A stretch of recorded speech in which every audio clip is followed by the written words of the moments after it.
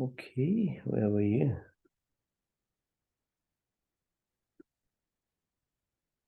Okay, so we were doing Yog Nidra, yeah? So keep on. So the third prana is called Saman, or reflection of the sun inside our life, which is through the metabolic processes. You put your attention as you breathe in, come from the uh, in, out, up near the belly button. So have a feel of as you're breathing out now. Visualize the sun. The sun is there, but it's not in isolation either. It's part of a universe which is multiverse and unlimited. But you feel that's only something sitting in there alone there. No, it's part component. So in your body also there is a sun, of course, Jataragni component.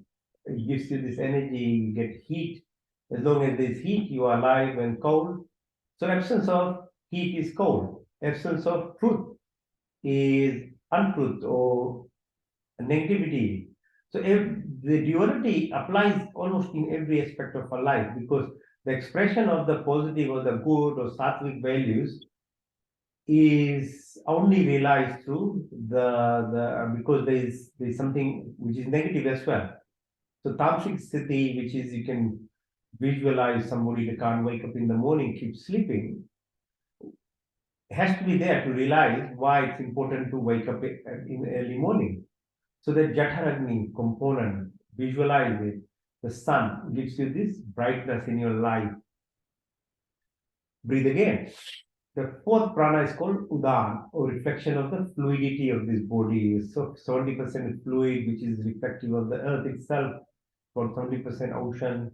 There's moisture around, gives you Shitalta cohesion.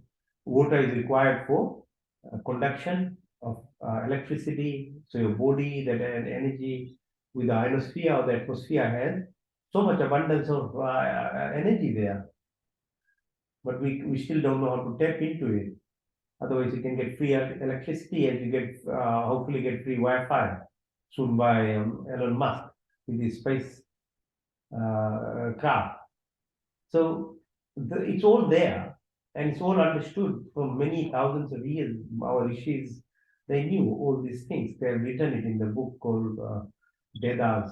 So in Ved, it's written all about these things. Okay, explained it by Rishi Patanjali in Yoga Vasisht by Vasisht Muni. So how Ramayana is based on that. You know, Vasisht Muni explains to Ram himself about this power. Krishna teaches Arjun, and Rishi Patanjali has written in Yoga Shastra. It's there if you want to read it. Breathe in.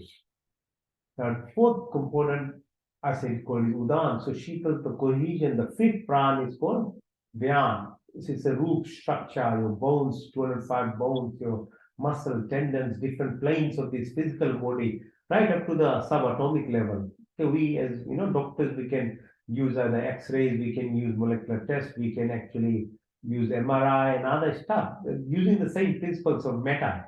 But still, this is physical body assessment only. As I said, 90% is subconscious, which is expressed through neural conduction system. That is very hard to measure. So people, when they are, how do you assess somebody's emotional component? Is not by apparatus, okay? So that's why it's so important to understand your body by yourself because externally medical system is very limited. It's limited to the physical body only, but the body runs actually the by your mind, which is your thought process, your electrical conduction system. And then there are five uprans called Nam, Kurma, Karikal, Devda, Dhananjay. So 10 different prana shaktis. Breathe again. Deep breath. Now, food is the second component. Again, about 5 to 10% you can control. The rest is 19% is subconscious. So your control is only using your brain to put in your mouth the right thing. For that, you have to know your body, your intestinal systems, your microbial population, what foods are good for your health. Nothing about ideology. Although when you do praying, you are taught, yeah, ahimsa.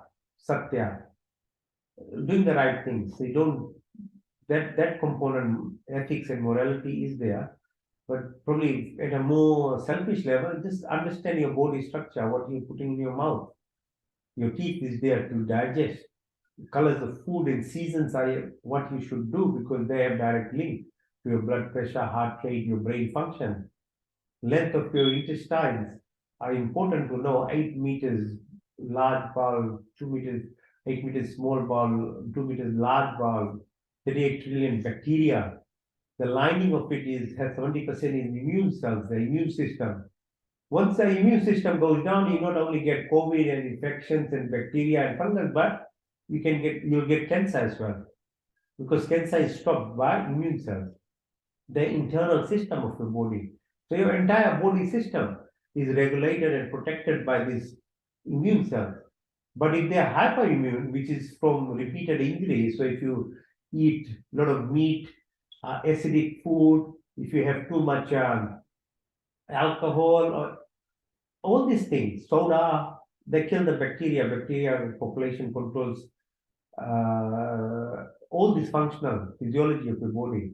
And if you injure your intestine, then immune system keeps being stimulated, and then you get hyperimmune status. Lots of hyperimmune diseases in the body, from thyroid, kidney, heart, lung, brain, Alzheimer's, all this stuff happens.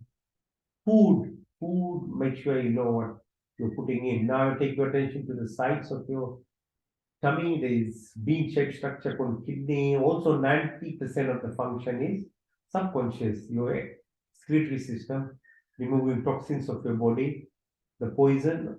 Otherwise, you'll die anyway if you don't remove. So you have to help your system by being aware, being knowledgeable. Secondly, doing some stuff like need to drink enough water in a day. Okay, so breathe again. Deep breath. Take your attention to the fingertips, to the wrists, to the elbow, to the shoulders, back of your neck. There are 33 vertebrae, which reflects the 33 crore, we say, Devi Devata, how they can help you lead to the 7 planes of our atmosphere, into the Brahmlok, the universal place of God. In the body, they are represented by this vertebrae, which is along the spine. So go down, right to the sole of your feet. Every part of your body has a contribution towards the evolution. Come up, your ankles, your calf, your knee, left side, your vertebrae or the spinal cord is called Ida. Positioning of the moon determines the effect of secretion of hormones in your body. On the right side, it's called Pingla. Okay, so that's to do with the sun, positioning of the sun. So circadian, it's called circadian rhythm. This is all part of Ayurveda. Now slowly the Western, system has accepting it. Seasons, fruits, what type of food, circadian rhythm, all came from Ayurveda. The Western system does give credit or no, that's immaterial. But what I'm saying, it's been known for thousands of years prior. And the Hindus lived by these principles. So time to wake up, time to sleep, because your pituitary gland responds to the movement of the earth around the sun. So your pineal gland is the master gland of intuition. So if your pineal gland is not activated and you are not understanding, you can't receive message of God, whom you're praying to, how to improve your life. Because the intuition part, the reception power happens there. It regulates a very serious pharmacy inside the body, where endorphin, serotonin, oxytocin, all these good hormones are secreted. Your thyroid, your parathyroid, your bone marrow, mada, maja, asti, your stem cells. There's reserves of every single cell in your body. But how you tap into is why we need to do yoga practice, because it balances your adrenal glands, your cortisol levels are controlled. Adrenaline are secreted when it's required, not in whole day. If you keep doing it in the stress or fear phase, you'll destroy your body, and it destroys through the immune system. Now, Bring your attention to the top of your head. There is a system called vasovagal nerve system. It runs from your brain to your tummy. So your brain, that's why people call it is another brain. Tummy is another like a brain system. It's directly regulated. The nerve runs. Your heart rate, your blood pressure, your beauty of your face, all this peristalsis, food movement, acid secretion, thyroid, liver, pancreas, insulin, gallbladder, all these are regulated by a system of called rest, repair, regeneration, bicephalic stimulation happens through yogic, these practices that we do. Otherwise, if you live by egoistic, or what you think you are in control, Newtonian method, physical only sensual perception, you'll mess up your body because you're already always too charged. Your adrenal gland is being overutilized. Okay, breathe in again. So breathe. Now look at your two eyes itself. What you perceive or see is not what it is. It's actually the interpretation happens in the brain. Same with hearing, same with nostrils, same with your taste part.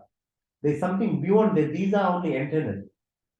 And what you express through your systems, your hands, legs, by talking, your reproductive system, your excretory system, these are the external control.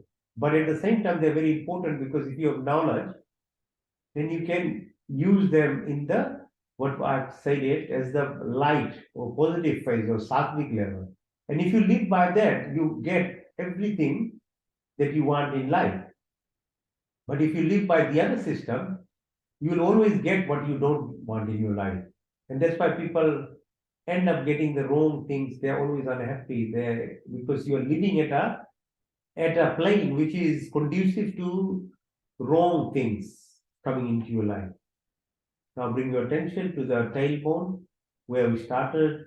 Muladhar, come up. Swadhisthana, come up. Manipur, come up.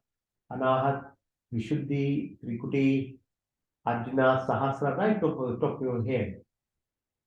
So these 7 planes of Brahman or 7 planes within your system, chakra, is your pathway.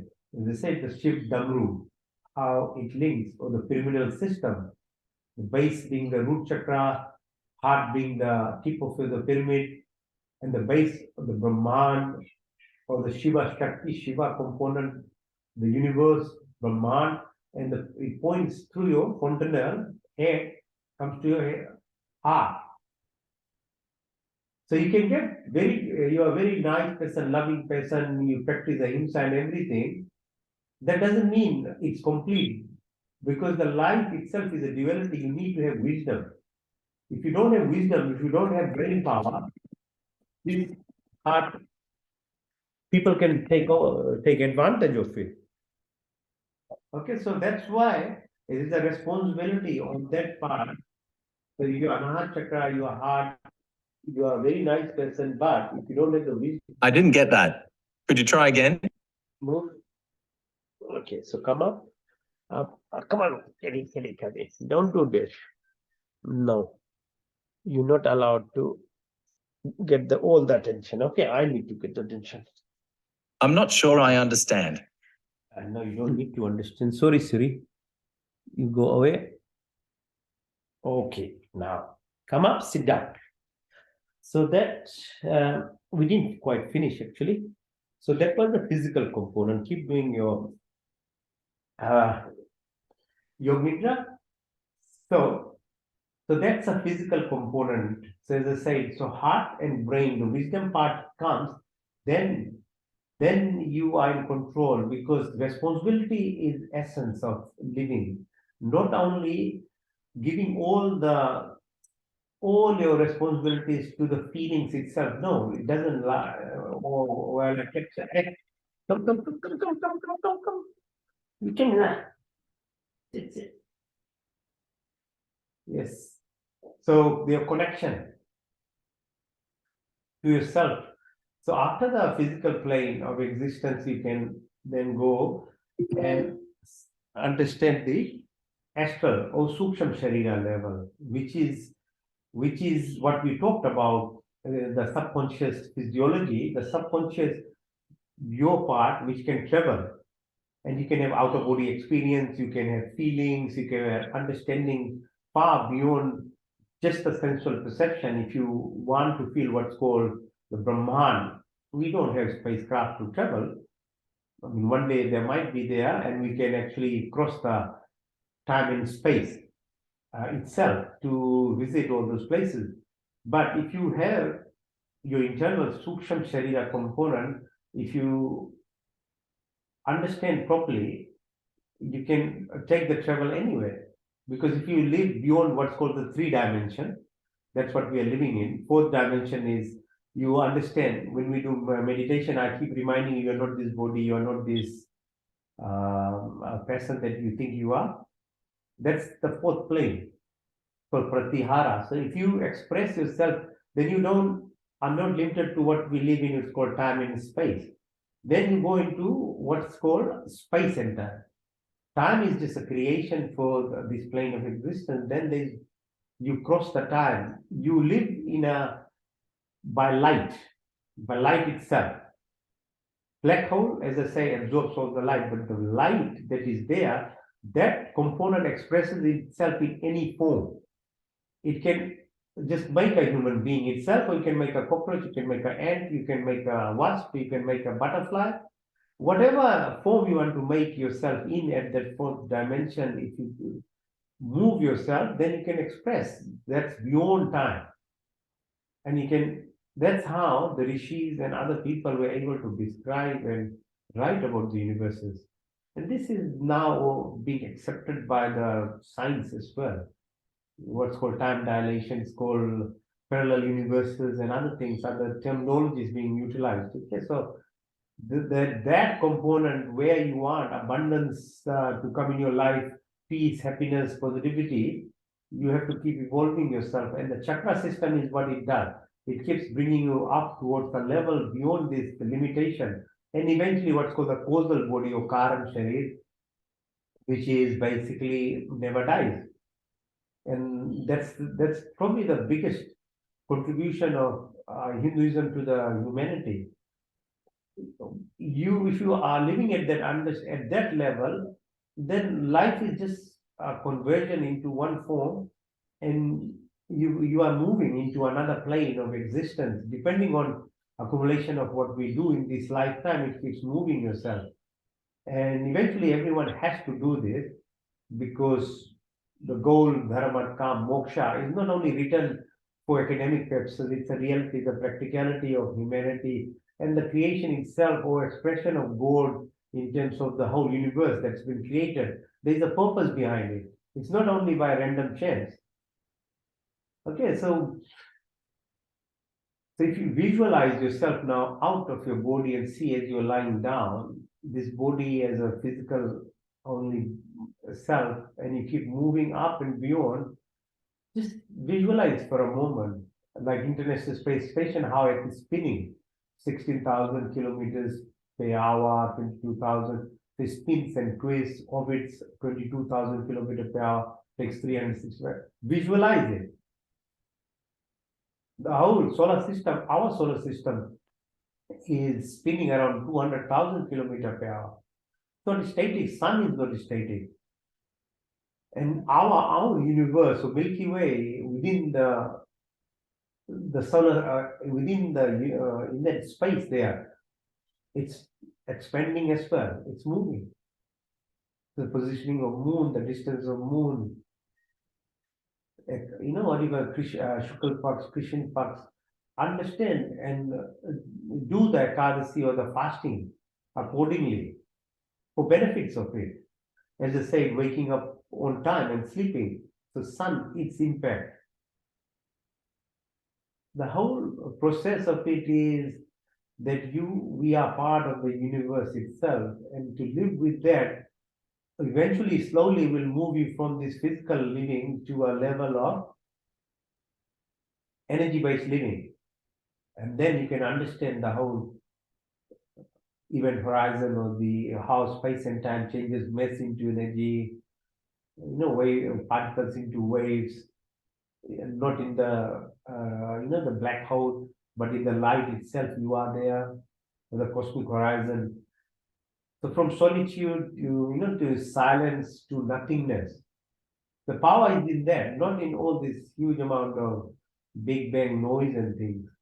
The more you are intuitive, and it comes through this understanding of the creation, your body first, and then the creation, and then feeling. Knowledge is one thing, being it, then you have that feeling, emotion is involved, then emotion becomes the energy that is expressed. So in terms of realizing quantum energy, quantum field, that place of nothingness gives you that abundance of either your health or wealth or wisdom. And then all of this comes through these different aspects of you as a person from moving deeper into yourself. So that is what is your nidra. So breathe in and come up. So it's active sleep. Your nidra going through this passage is actively you if you leave it to yourself for sleeping 7 to 8 hours, it does it anyway. Only your physical component is sleeping, your mind, your brain waves are keeps changing. It's healing the body. So while you are awake, you can actually do it anywhere. So that's called your nidra. So the purpose of a sleep is to actually heal your body. If you can incorporate in your daily life, you don't even need to sleep that much because you are actively doing, and this is more effective. Like the exercises or the asanas that we did is very different just walking down the street and listening to something in your ear, rock music or something. It defeats the purpose actually. So mindfulness, being involved, being part of what you are doing is the secret behind actually obtaining the real benefits of what you are trying to achieve. Okay.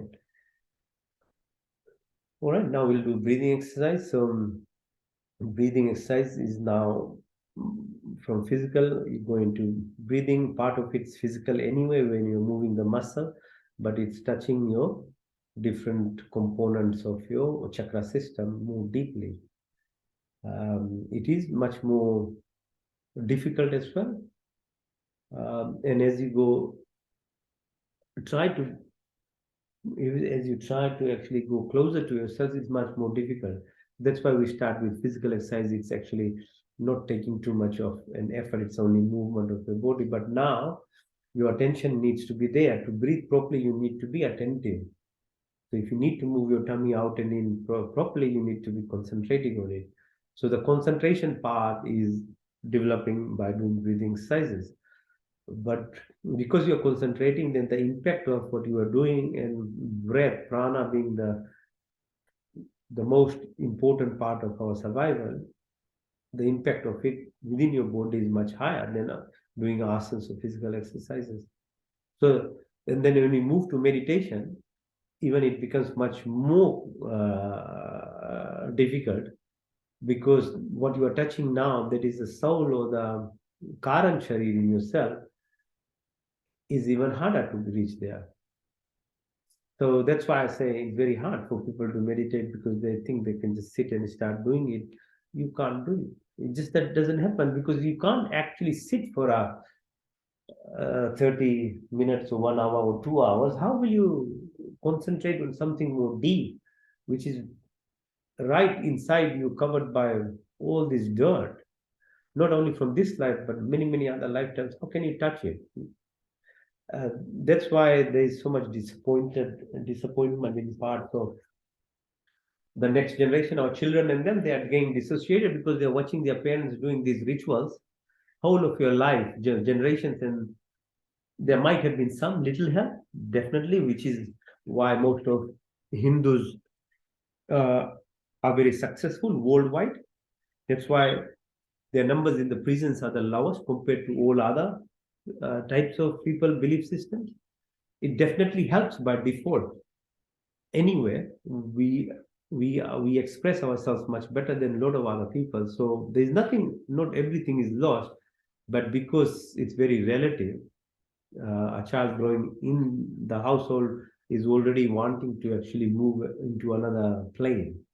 of evolution, then they become disappointed because you, even as Hindus, as or what we understand of our principles, we can't stop with what we know. We need to grow it so that the next generation is actually motivated to take on.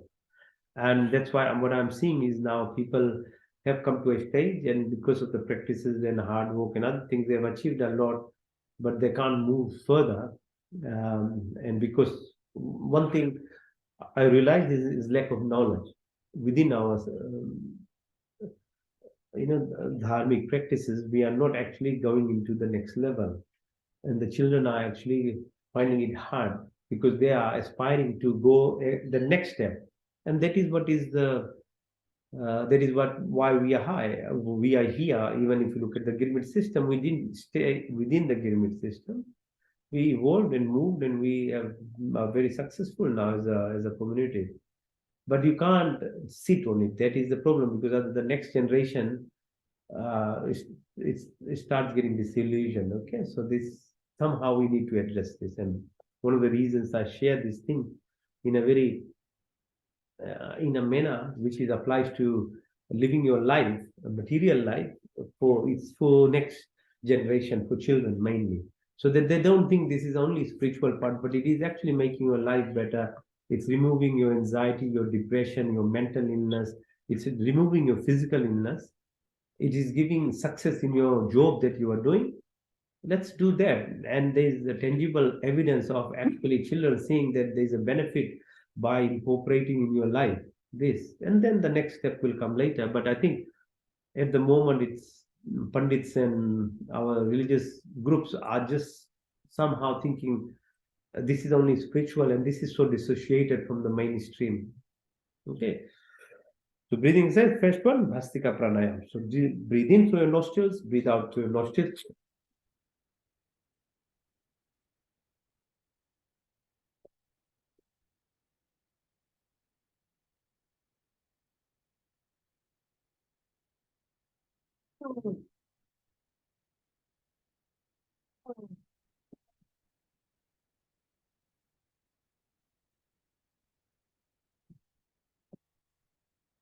See how much energy it requires?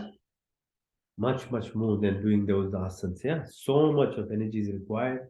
You're burning calorie like anything. You're exciting your immune system, your metabolic processes.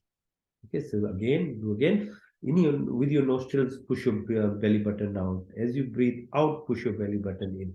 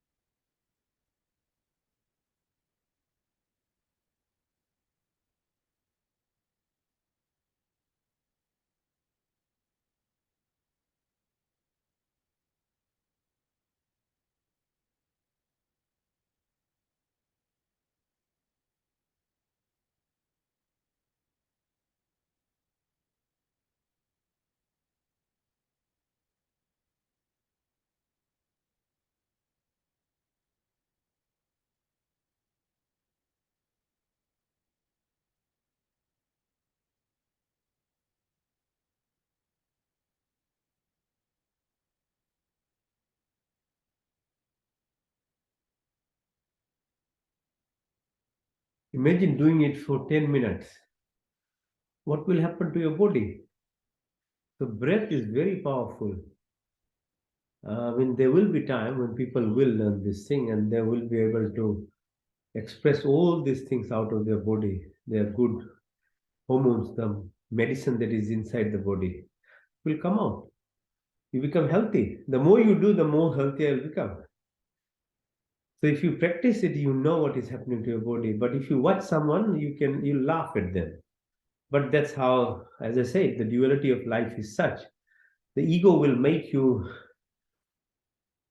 feel in a manner that anything good that is to happen to you, ego tries to snatch it away from you without you realizing. And you yourself keep laughing at others or something which is positive without realizing if you were able to incorporate it will make you a better person.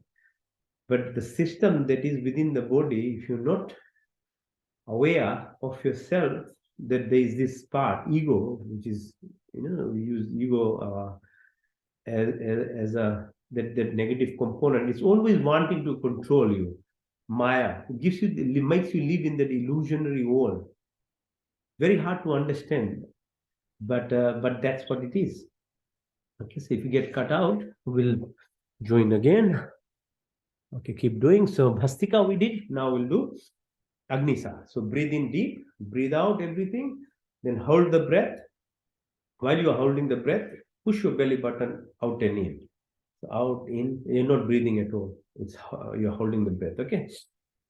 In, out, hold it.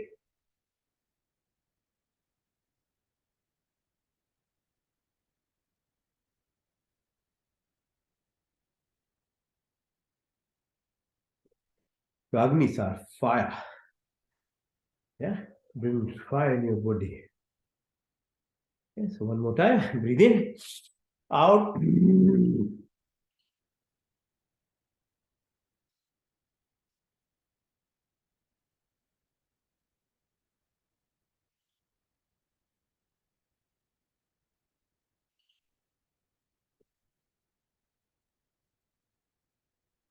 Now you can feel as your breath, how deeply you can breathe. Your body is getting activated. You are not lazy anymore because you are energized. Oxygenation, peak level, your dead space in the lung is being emptied. One more time, breathe in, out.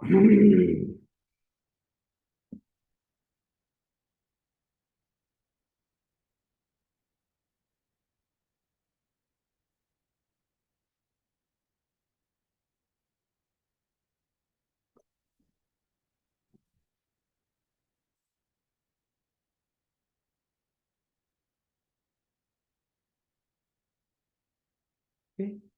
Ujjayi pranayama. So we breathe into the nostril. Now this time put your effort along your throat. Okay, so along the throat.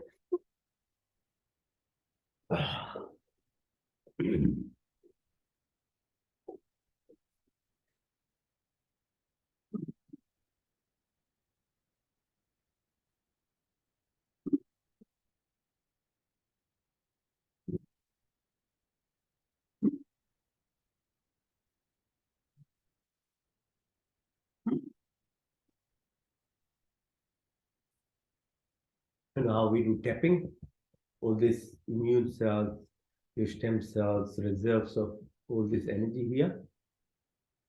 By breathing, you're doing a similar thing. Okay, so again, so this time put your chin on your chest and breathe in.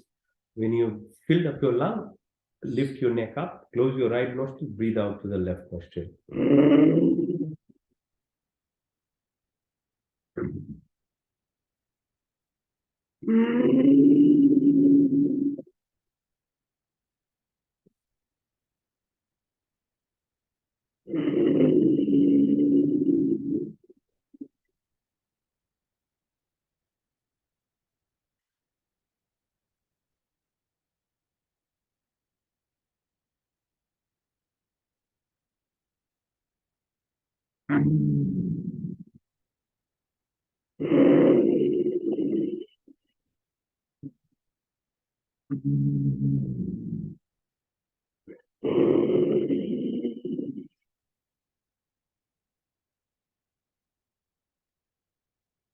Okay, Ujjayi pranayama. Now, if you can breathe in through your tongue, like that, just make your tongue breathe into the tongue, breathe out through your nostril. And if you can put your tongue up onto the palate, stick it on the top.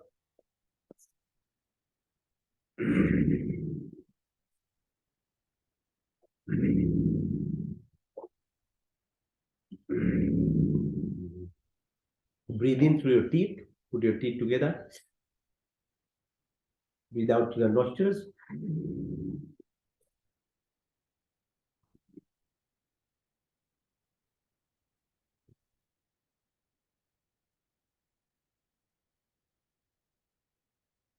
Abhayantar breathing. Breathe deeply as much as you can.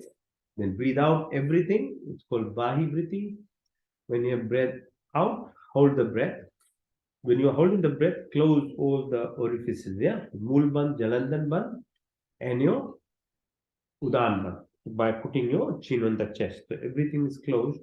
Stay in that position as long as you can. When you can't, then slowly breathe in, and then when you're breathing in, follow it from Muladhara Chakra right to the top Sahasrara. So it's the bathing or showering of your nadi system. Breathe in. Enter Bahi breathing. Hold.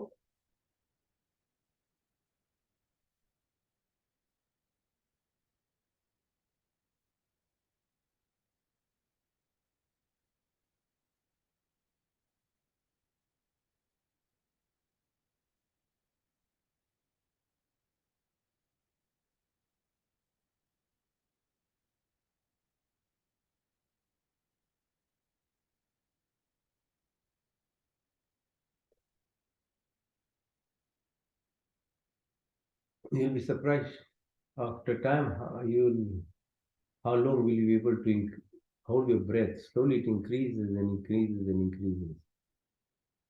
Feel the breath. As I said, absence, when you don't breathe in, if you're in that space, then you feel this peace and your connection to the Brahman, which is completely empty in a man, in some way or infinite. That's how you connect to it. Hold it. Breathe again. Breathe out. Close all orifices. Hold.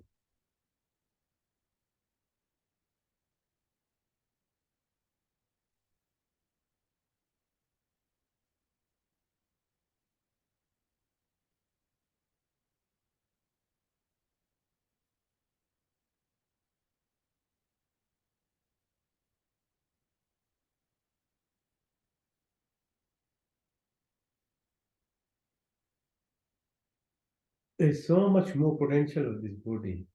We just don't have the knowledge and we don't practice anything. One more time.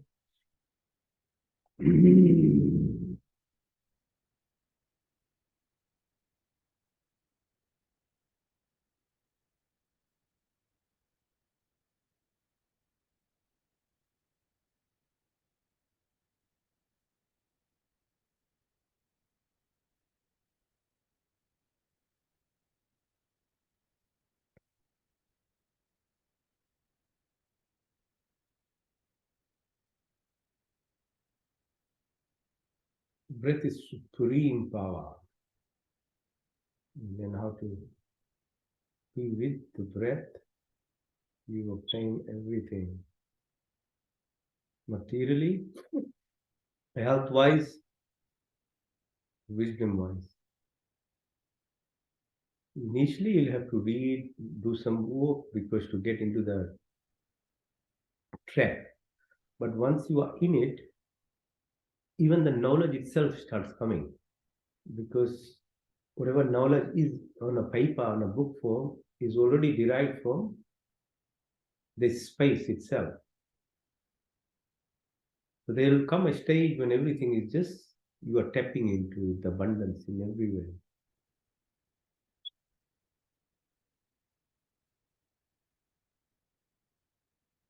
Now we'll do Anulom Vilom. So breathe in through the left, out to the right, into the right, out to the left,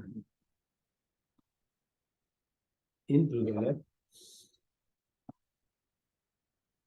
out to the right,